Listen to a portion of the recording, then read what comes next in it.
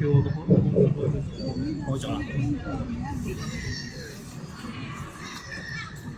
afternoon, ladies and gentlemen. My name is Abdurehim Gheni, an Uyghur human rights activist in the Netherlands. We are here today at Dam Square to celebrate a most important day in the history of human rights. 77 years ago, December 10th, 1948, a miracle document was adopted by the United Nations, the Universal Declaration of Human Rights. Most countries of the world have agreed to it. Each promised their world that all human beings are born free and equal in dignity and rights. The official theme of the Human Rights Day 2025 is Human Rights, our everyday essentials.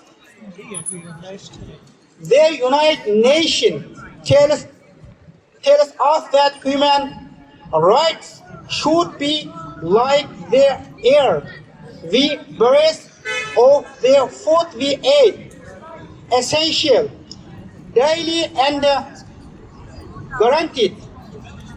But I ask you to look at me.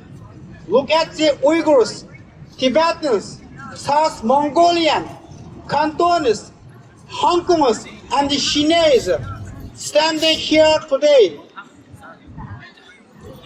For us, in our occupied homelands, their everyday essentials simply don't exist. If human rights are truly universal and essential, I have a question. Why? Then why? Why is there a need for thousands of human rights organizations costing billions of dollars every year to fight for what the declaration states as absolute human rights? Then why? Why after 77 years is here still genocide taking place in occupied East Turkestan against the Uyghurs and others? Where is the declaration? Does it allow government terrorism?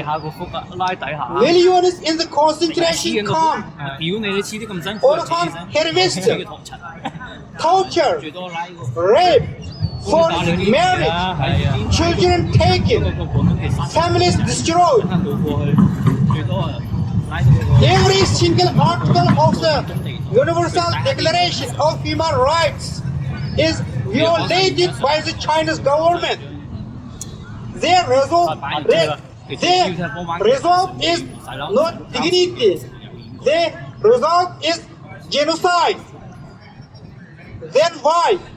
With the declaration, has the genocide in occupied East Turkestan not been stopped? Why did the genocide even start?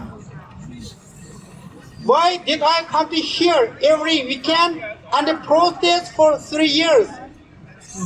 One-man protest. Now I cannot do this anymore because of a car accident in France when I was attending a big event for Uyghurs to stop the genocide. I was there because of the special invitation, but I never come at the location because of a very strange car accident, and I am still suffering from this. But even I have so much pain, I am still very active online and social media and try to do as much protests as possible in different places. Please join us.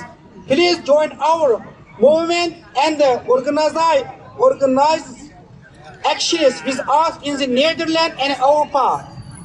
I am still recovering from the accident, and because of that I have a lot struggle in my daily life. This is my personal story. 19 family members are missing more than 8 years, not knowing if any are alive or dead, in prison or suffered any atrocities. 6 September 2020, my father died in one of the Chinese concentration camps in occupied East Turkestan.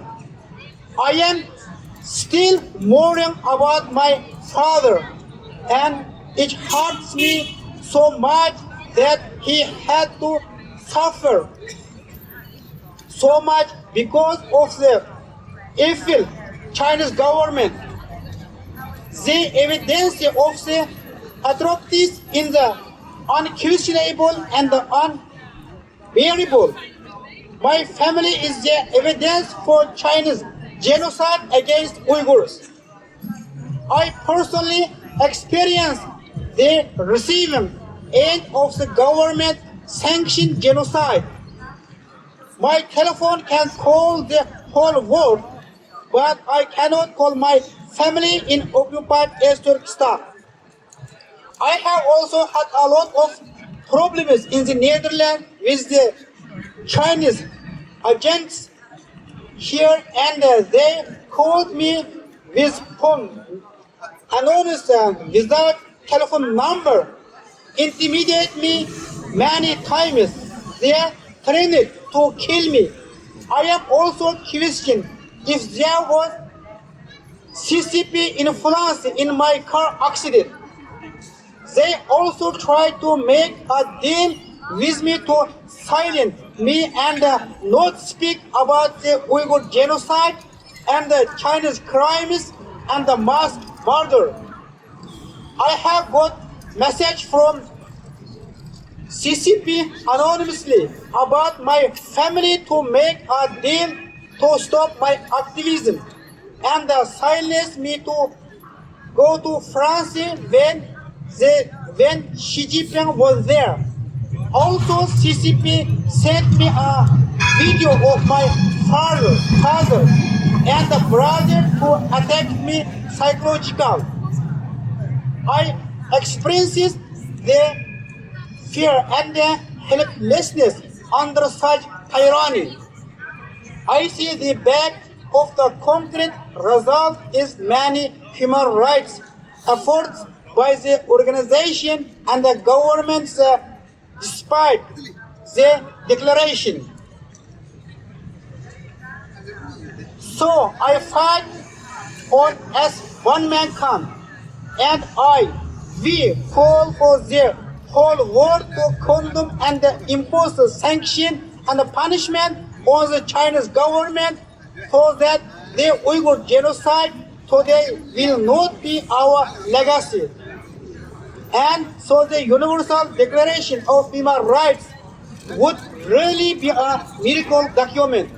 Thank you very much for your attention on behalf of the Foundation Support Uyghurs.